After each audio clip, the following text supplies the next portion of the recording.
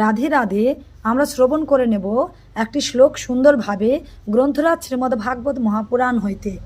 তা কি বলছেন শ্লোকটি? ন মজ্জা বেশিত ধিয়াং কাম কামায় কল্পতে ভর্জিতা কথিতা ধানা প্রায় বীজায় নিঃস্বতে।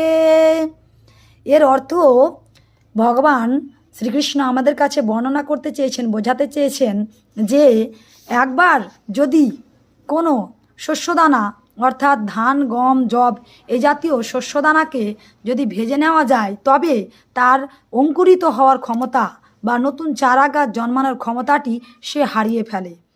ঠিক সেইরূপ এই দেহ, মন, প্রাণ একে যদি একবার কেউ গোবিন্দের চরণে, গোবিন্দের প্রাণাত্মায় সমর্পণ করে দেন তাহলে এই সংসারের বিষয় ভোগ বাসনা বা বিষয় নামক বিষ কখনো আকর্ষণ করতে পারে না।